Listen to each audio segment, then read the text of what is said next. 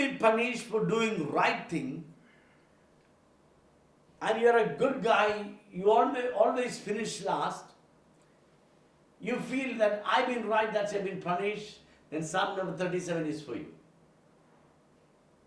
When you read the Psalm number 37, it is basically a spiritual medicine for the problems you have in your spiritual life. I heard a story about a boy who went to a store and asked for washing powder. So shopman asked, why do you want washing powder? He said, I want to wash my... Shopman thought, oh, this boy is a good boy. He helped his mother and helped him to clean the house. Such a great guy. So shopman asked him, why do you want the washing soap? He said, I want to wash my cat. So the shopman said, this Tide washing powder, it's not good for the cat. You need to buy the pet shampoo. If you use it, it will harm your cat. But he said, no, I want a washing powder. I wanted to wash my cat. So shopman sold the washing powder, and he took the washing powder, and after some time he came back to shop again to buy something. So shopman asked this boy, by the way, what happened to your cat? He said, my cat died. He said, I told you. I'm sorry to hear that your cat died. I told you that Tide washing powder can kill the cat. Boy said, no, it's not the washing powder that killed my cat. I think it was a spin cycle in my washing machine that killed the cat. Sometimes we are bombarded with the problem, the stress comes, wave. We feel like our life is like a spin, we go in spinning on this wickedness and selfishness and self-righteousness and the greed, and we are dying every day. We need to step out of this cycle. So, if you don't step out, you will die. Because Bible says, wages of sin is death. You cannot sanctify that. Some people say, but God is so kind and so merciful. God is so grateful. He understands me. Of course He understands you. That's why He gave you the Holy Bible. That's why He gave you people like me to preach. Pastors and teachers and evangelists and good teachers are given to you to teach. And if you don't listen to them, then you still say, God understands. God will say, I'm sorry, I don't understand you. Bible says, believe in God, you will be blessed. Believe in His prophets, you will be established. We can't just go on and say that I trust God, then you live a rebellious life. It's going to destroy you one day. So, if you look into Psalm number 37, there are a few things you can learn. Number one, God says, do not fret because of evildoers or because of the people who prosper in their own ways. Now, don't get upset by looking at the wicked people. You got to fix your eyes on Jesus. You got to fix your eyes on good things. Sometimes we look at the wicked people too much and we also become wicked. Somebody is sinning and somebody is cheating and lying and is getting away. And if you keep on looking, after a while, the devil put a thought in your heart, say that if he can do and get away, why can't I? Why should I be righteous? What's the point of being holy? What's the point of washing my hands in innocence? What's the point of keeping my feet away from wickedness? Look at the wicked people, they're prospering, they have no sorrows, and they seems to be happy. David thought like that. He said, I felt it was a waste of time serving God.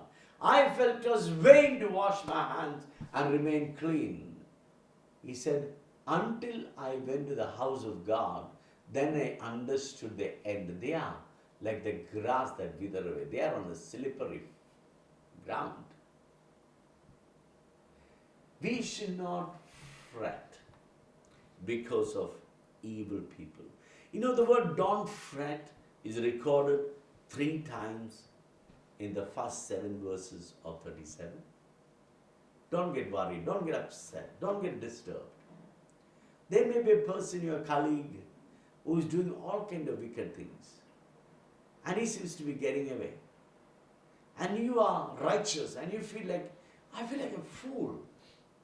When I was working in hotels, I had a friend in my workplace, and he was such a cool guy. Uneducated guy. He came to work in a hotel as a helper, and then he became a waiter. And I was a banquet in charge, and he was so polite to the customers. Everybody liked him, but when he comes among us, he will say all kind of bad words about the customers, and he rob every customer. He will go so much buttering the manager. Even the managers think that he's such a great guy, but he rob everybody. He had no conscience, no guilty feeling. He would rob everybody. And we had security, we had cameras on the hotel exit point. But he always bring his booze and whatever he want from the hotel. God alone knows how he bought it out. And he seems to be quite a smart guy among us in wickedness. There are a number of times I looked at him and I said, what's the point of being good? There are times the money, bill money, I kept with me. I said, he can rob, why can't I? The one buffet in our hotel was in 250 rupees, and there was a lot of money those days.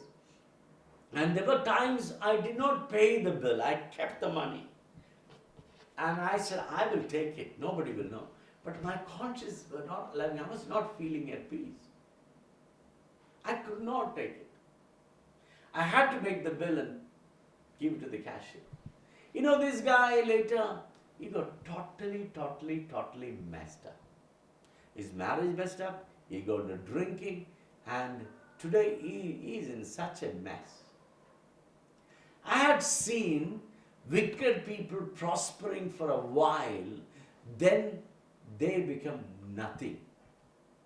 But I also seen righteous people flourishing and everybody appreciate them. David said, I've been young, now I'm old, but I never seen the children of the righteous begging for food. So God says to us, number one, do not fret because of evil people. Don't get worried. Worrying is a sin. It's a sin because God commanded us not to worry. The number of times the Bible says, fear not. Fretting or worrying is a choice. We cannot control what thoughts enter our minds, but we can control which thoughts we dwell on, we act on. We all get looking at people and getting upset. When we experience worry, I turn to make my worries into prayer. And whenever I see the wicked people prospering, people playing all kind of dirty games, and there are money-minded, power-minded, people trying to suppress others for their own benefit. It does worries me as well. I also get fret sometimes. But I always make all my frets into prayer and say, God, you know me. I believe in your word. The righteous will flourish, wicked will not flourish. Lord, I reaffirm my faith in you. I don't want to look at the wicked who prosper. I want to look at you because you are the answer.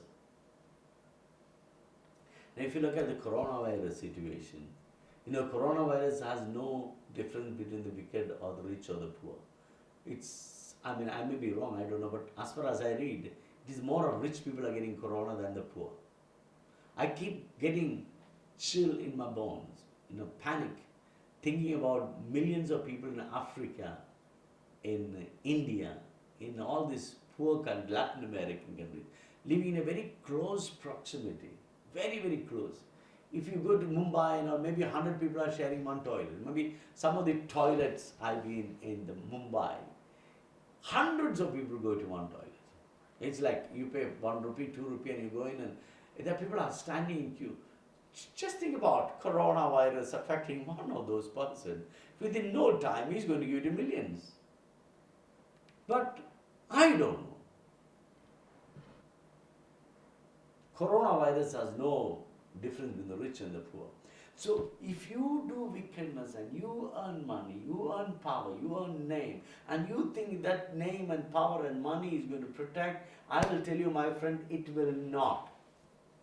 It will not protect you. You will be caught in your own wickedness one day. So, number one, God says, do not fret. Do not worry and upset about people who do things in their own ways and get away. They'll be caught in their own actions. When we trust God, we know that God works all things for good. Even in hurtful situations, even a situation when we are betrayed, when we are ridiculed, when we've been looked like a fool. I know a friend who works in the government office, and in that office everybody takes a bribe. The bribe is like a pooling system. A lot of offices in India has a system. You go with your file for approval, you pay certain amount of money, and they have pooling system like in the waiters in the hotels, like according to the grade level, 10% for this guy, 20% for 5% for everybody get a share. It's the bribe is shared. I know